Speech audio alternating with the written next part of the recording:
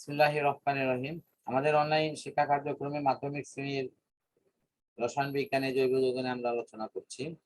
এখন আমরা দেখব জৈব যৌগের শ্রেণী বিভাগ। জৈব যৌগগুলোকে আমরা প্রধানত দুভাগে ভাগ করি। একটি হলো অ্যালিফেটিক যৌগ আর একটি হলো অ্যারোমেটিক যৌগ। অ্যালিফেটিক এটি হলো তোমার মুক্ত শেকল, অ্যারোমেটিক এটি বেনজিন বলয়যুক্ত। যদিও আসলে জৈব যৌগের যে শ্রেণীবিন্যাসটা কি যেভাবে করা প্রয়োজন ছিল সেটি হয়নি। তো তারপরে এখানে যেটুকু দেয়া আছে আমি সেটুকুই তোমাদের বুঝাই দিচ্ছি তোমাকে। অ্যালিফেটিক মানে মুক্ত শেকল, মানে যার এটার শেকল তৈরি হবে বাট দুই প্রান্ত মুক্ত। আর অ্যারোমেটিকটা হলো তোমার বেনজিনের বলয় আছে এমন যৌগকে অ্যারোমেটিক বলা হয়।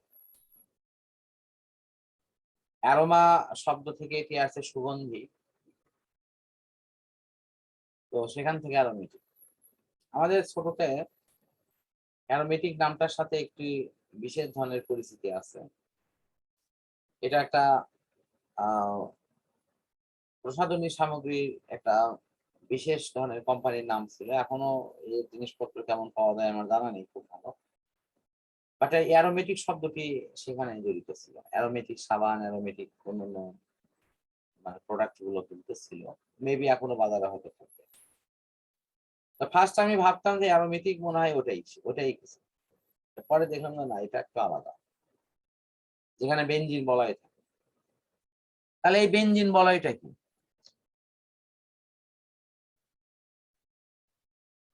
এটা একটি ষড়ভুজাকার বলয়, যেখানে একটি ষড়ভুজ আঁকানো থাকে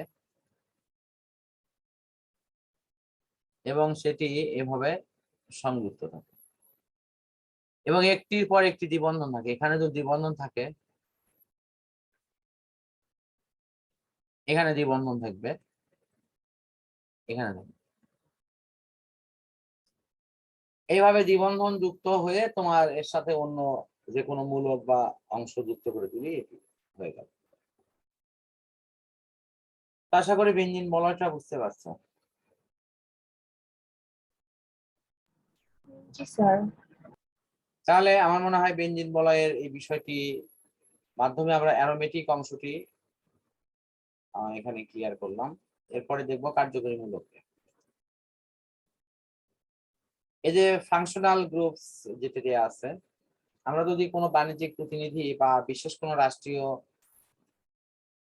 কোনো প্রোটোকলে কাউকে কোথাও পাঠানো হয়, তাহলে সাধারণত এগুলোকে গ্রুপিং করে ওই গ্রুপ লিডার নির্বাচন করে দেওয়া হয় এবং ওই গ্রুপ লিডার যা বলবে আমরা সেটি মানবো আর কি।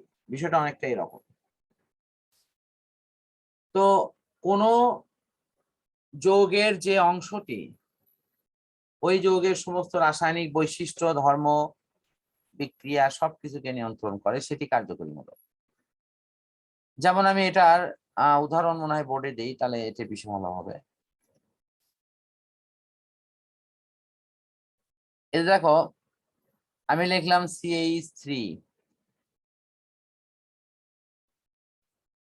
টান রাখলাম।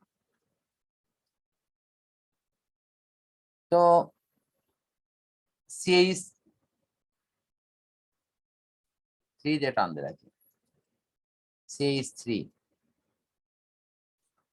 তারপরে লিখলাম CH3 CH2,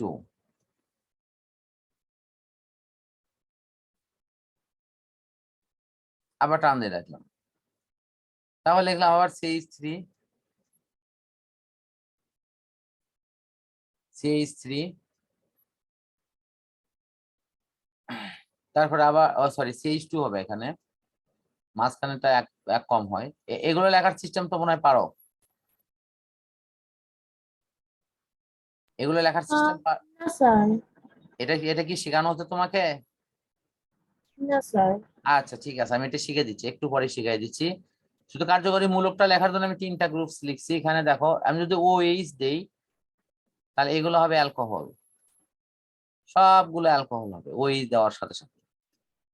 সবার সাথে আমি দিয়েছি, সবগুলো অ্যালকোহল হয়ে গেল। এখন তোমাকে যদি বলি যে আমি এই মুহূর্তে অ্যালকোহলটাকে চেঞ্জ করে আমি সবগুলোকে অ্যাসিড বানাবো, কি বানাবো? অ্যাসিড বানাবো।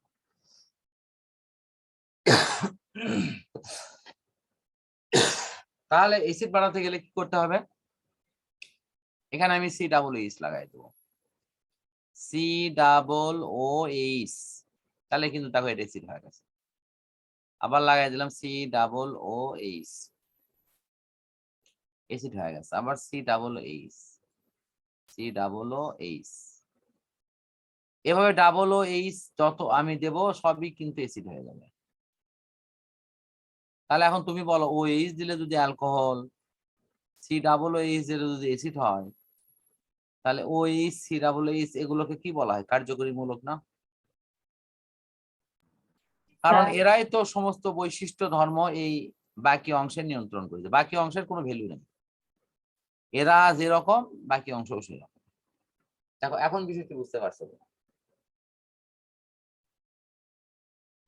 তোমাকে এই যে লেখার যে সিস্টেম, এই যে CH2 CH3, এটা একটু পরে শিখাই দিচ্ছি, মানে এটার পরেই। বাট তুমি ধরে নাও যে এটা তুমি জানো, তাহলে এই যে আমি OH দিলে এটি অ্যালকোহল হচ্ছে, COOH দিলে অ্যাসিড হচ্ছে, একই জিনিস। এটি তুমি বুঝতে পারছো কিনা?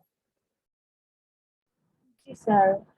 আচ্ছা, ইভেন আমি যদি আরেকটা মূলক দিই CHO, এটাকে বলা হয় অ্যালডিহাইড মূলক, তাহলে এগুলো সবই অ্যালডিহাইড।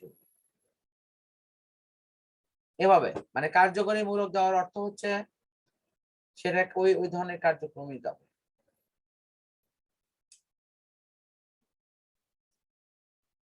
আমার মনে হয় এটি বুঝতে পেরেছো। এখন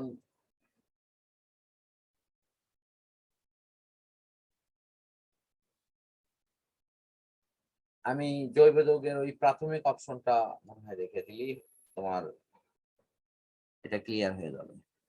আর পরের দিকে আর যাবো না, আমি শুধু একটা ছক দেখাই। দেখো তো এখানে 10টা নাম আছে কি? জি স্যার। স্যার এই ছোটটা আমার জানা আছে কিন্তু লেখার নিয়মটা জানা নেই। ও, এই লেখার সিস্টেমটা জানো না, এই তো। আচ্ছা, জি লেখার স্যার। সিস্টেম সহজ দেখালে তুমি মানে মনে হবে যে স্যার এত সোজা জিনিসটা কিভাবে হলো। আমি বলো এর মধ্যে আমি একটা লিখে দেই তোমাকে। আমি আগে পেন্টেন লিখে দেই, তারপর তুমি দেখো দুই একটা ট্রাই করে পারো কিনা।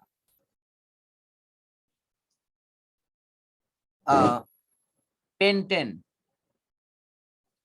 কিভাবে লিখবো, এটা একটা ফার্স্ট প্রশ্ন। এটার সাধারণ সংকেত হলো CN H2N প্লাস হলো তোমার 2, এটা হলো সাধারণ সংকেত। তাহলে একটু আমি দেখি পেন্টেন মানে কি, এন সমান কত বলো তো? 5 না? পেন্টেন মানে কি এন সমান কত? 5 না? জি স্যার, পেন্টেন হচ্ছে 5। এন সমান হলো 5, হেক্সেন হলো তোমার কি 6 হতো। তাহলে পেন্টেনের বেলায় কি হবে তুমি বলো? তাহলে C5 একটা হবে, তাই নাকি? জি স্যার। এই H12। এই তাহলে কত হবে বলো? Sir H12। এইচ হলো স্যার 12। 5 দুগুণে 10 আর 2 12, ইয়েস ইউ আর রাইট, 12। তাহলে এর গাঠনিক রূপটা কেমন হবে? এখন সি কয়টা? 5টা না? আমি 5টা দিলাম। জি স্যার। 5টা। সির হাত কয়টা? সির হাত কয়টা বলো? 4টা। 4টা করে, প্রত্যেকটা 4টা করে। দেখো তো এরকম করে না?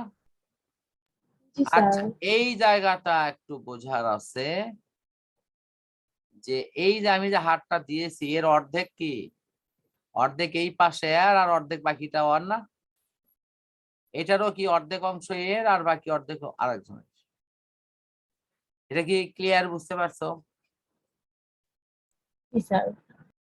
আচ্ছা, বাকি অংশ যে আরেকজনের সেটা আমি আরেকটু ক্লিয়ার করি। এই যে এই অংশটা ধরো এইটুকু, এই অংশটা আরেকজনের, ব্লু কালারটা ওর আর এই কালারটা আর।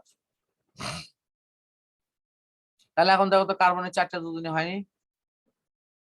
এখন 4 হাতে তুমি 4টা হাইড্রোজেনকে বসে দাও, এদিকে হাইড্রোজেন বসে দাও, এখানে হাইড্রোজেন বসে দাও, এখানে হাইড্রোজেন বসে দাও,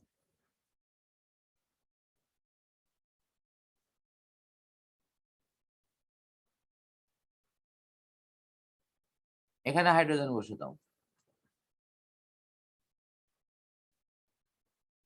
ও সরি,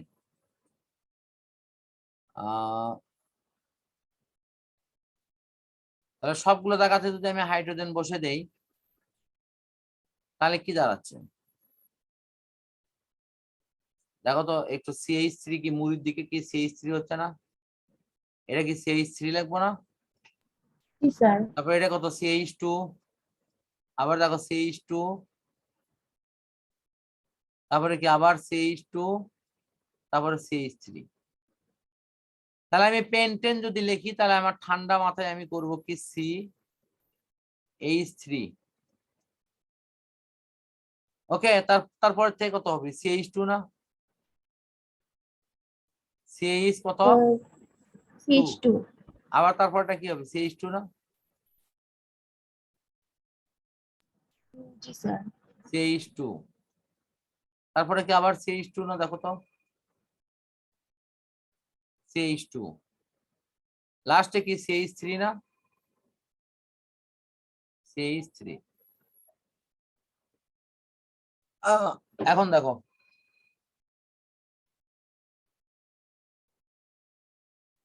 এটা তুমি বুঝতে পারলে কিনা, আমি কিন্তু এটাই লিখছি, ভালো করে দেখো, এটা এটা ওকে, আমি একটু তীর চিহ্ন আলাদা আলাদা কালার দিয়ে দেখাই, তীর চিহ্ন আকারে দেখাই, এটা এটা এটা এটা এটা এটা, আমি কি একটা বেশি লিখছি নাকি, না ঠিক আছে, এটা এটা আর এটা এটা,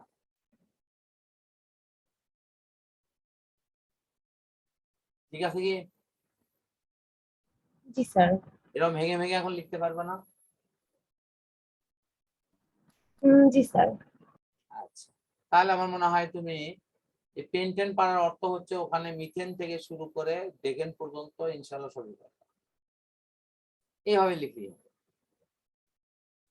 যেমন মিথেনের কথাই বলো, মিথেনেরটা তুমি CH এভাবে নর্মালি লিখতে পারো, হাইড্রোজেন তারপরে CH3,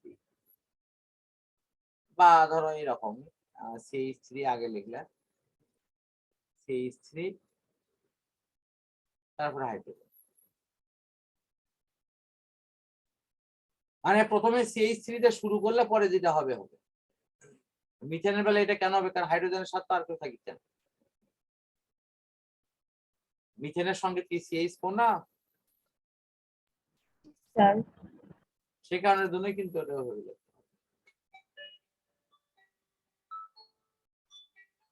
দেখো মোটামুটি মনে হয় বুঝতে পারছে। জি স্যার। তাহলে আজকে আমাদের কার্যক্রম এটার এই পর্যন্তই মোটামুটি সমাপ্ত করছি।